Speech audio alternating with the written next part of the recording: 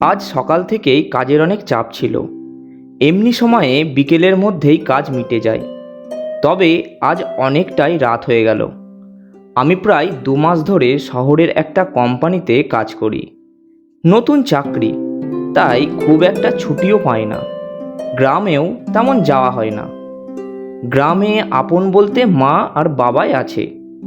বাবার শরীর প্রায় অসুস্থই থাকে, তাই এখন আর কাজ করতে পারে না। এখানে একটু গুছিয়ে নিয়ে যত তাড়াতাড়ি সম্ভব মা আর বাবাকে নিয়ে আসব।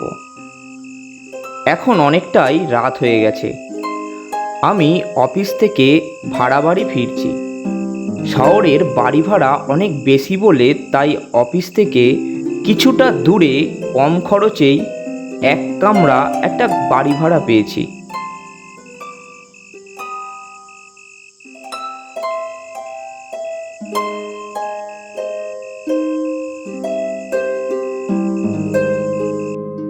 রাতে খেয়ে শুতে যাব, তখনই ফোনটা বেজে উঠল।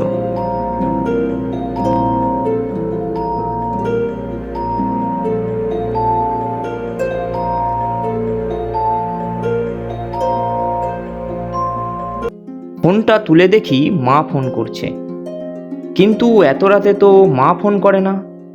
কি হলো আবার? দেরি না করে ফোনটা ধরলাম। হ্যালো মা, কি হয়েছে? এত রাতে ফোন করছো? সব কিছু ঠিক আছে তো? তোর বাবার শরীরটা খুব খারাপ করেছে রে। আমি হসপিটালে ভর্তি করেছি।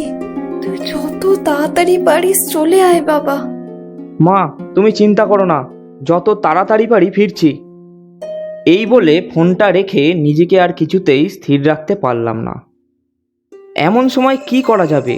গাড়ি পাবো কি না, কোনো কিছুই বিবেচনা না করে ব্যাগপত্র গুছিয়ে তক্ষুনি বেরিয়ে গেলাম।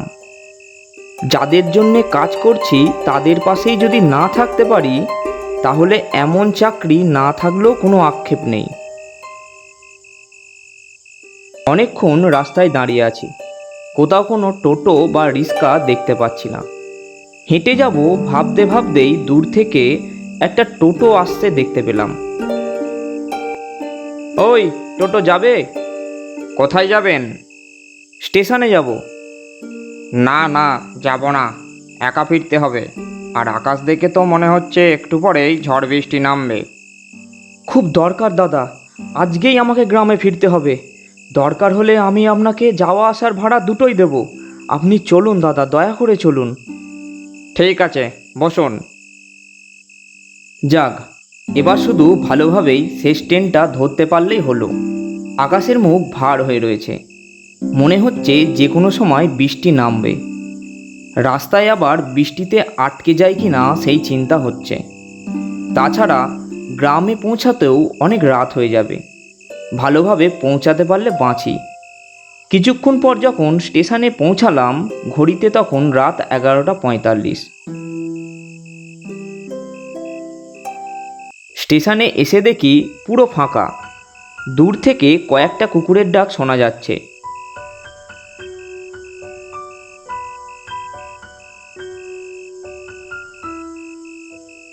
কিন্তু শেষ ট্রেনটা কি চলে গেল? এদিক ওদিক তাকাতেই দেখি একটা লোক ব্যাগপত্র নিয়ে স্টেশন থেকে বেরিয়ে যাচ্ছে।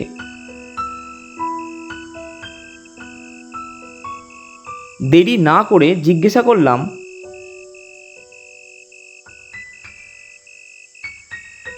বলছি দাদা, শেষ ট্রেনটা কি চলে গেছে? হ্যাঁ, একটু আগেই তো শেষ ট্রেনটা চলে গেল। ভোর 4টের আগে তো আর কোনো ট্রেন পাবেন না দাদা। এই বলে লোকটা হনন করে স্টেশন থেকে বেরিয়ে গেল। একটু পরেই বজ্রবিদ্যুৎ সহ মুষলধারের বৃষ্টি শুরু হলো। উপায় না দেখে স্টেশনের একটা জায়গায় গিয়ে বসলাম। এই বৃষ্টির মধ্যে আর ফিরে যাওয়ারও কোনো উপায় নেই। হাত ঘড়িতে দেখলাম 12:10 বাজে। ভাবলাম আর কিছুক্ষণ অপেক্ষা করলেই ভোর হয়ে যাবে। তাই এই বৃষ্টির মধ্যে আর ফিরে না গিয়ে বাকি রাতটা এখানেই কাটিয়ে দিই। চারিদিকে নিস্তব্ধ। বাইরে ঠান্ডা আবহাওয়ায় কখন যে চোখ লেগে গেল বুঝতে পারলাম না। হঠাৎ এক জোরালো শব্দে চোখ খুললাম। চোখ খুলে দেখি প্ল্যাটফর্মে একটা ট্রেন দাঁড়িয়ে আছে। যাই হোক, দেরি না করে তাড়াতাড়ি ট্রেনে উঠে বসলাম। ট্রেনে উঠে দেখি হাতে গোনা কয়েকজন লোক। অবশ্য এত রাতে বেশি লোকজন আশা করাও যায় না। কিছুক্ষণের মধ্যে ট্রেন ছাড়ল। ট্রেনের জানলার ধারে বসে রাতের বৃষ্টি দেখছি। দুশ্চিন্তার কারণে যেন কিছুই ভালো লাগছে না। কি জানি বাবা এখন কেমন আছে।